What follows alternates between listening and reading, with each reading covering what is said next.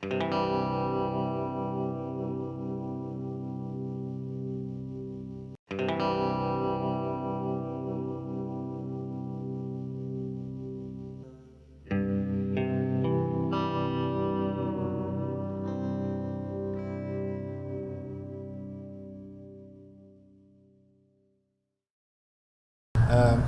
crois que l'année prochaine, nous allons avoir une élection très importante. Très importante parce que cela a été dit toute la journée. Aujourd'hui, à Milan, on a parlé du nouveau fascisme, on a parlé du populisme, on a parlé du souverainisme. Et on voit bien que dans tous les pays d'Europe, un mouvement racorni, un mouvement qui se referme, un mouvement nationaliste est en train d'émerger plus fort.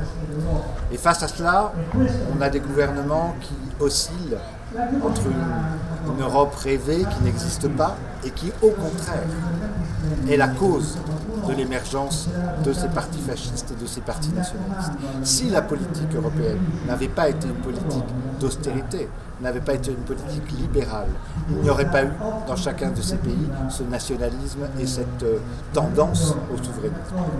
Donc je crois que les communistes français, comme les communistes italiens, ont besoin de créer un espace politique qui montre à la population qu'il n'y a pas deux voies, celle d'une Europe béate et celle d'une Europe renfermée.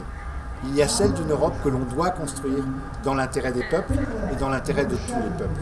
Les peuples du Nord, des peuples du Sud, des peuples de l'Est et des peuples de l'Ouest.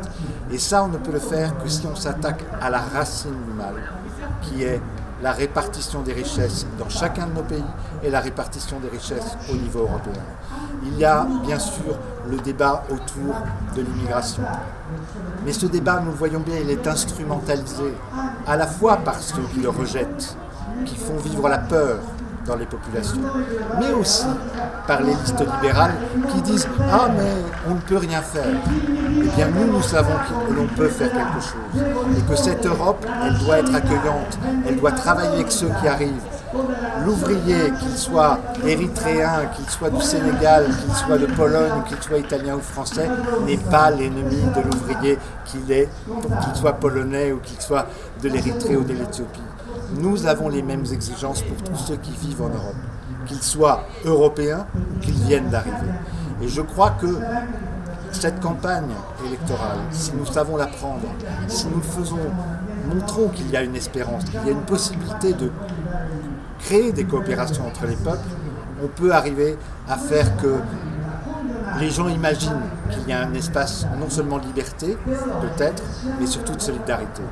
Et l'Europe telle qu'elle est actuellement, on voit bien qu'elle souffre de l'égoïsme organisé par le capitalisme, organisé par la classe bourgeoise, organisé par les partis au pouvoir. Et nous sommes, nous, les représentants de l'intérêt général. Et l'intérêt général, il n'a pas de frontières, il n'a pas de couleur, il n'a pas d'origine, il est le peuple européen tel que nous le voulons. Alors, on l'avait dit déjà à chaque campagne électorale, inspirons-nous de ce qu'il y a de mieux dans chacun des pays, de mieux pour les femmes, de mieux pour les salariés, de mieux pour les retraités, de mieux pour les jeunes, et construisons une politique européenne qui montre enfin qu'il peut y avoir un espace où l'on construit un espace de solidarité et non pas un espace d'égoïsme. On va essayer de le faire. J'espère qu'avec Ian Brossa, qui est notre chef de file, on arrivera à percer le mur de verre. Ian Brossa est un excellent candidat, c'est un garçon qui a beaucoup d'énergie, qui mène une politique communiste au sein d'une municipalité socialiste à Paris sur les questions du logement, et je pense qu'on est capable de faire bouger les choses en France comme on peut les faire bouger dans d'autres pays. C'est pas facile. On se dit bien que cette fois-ci c'est très compliqué.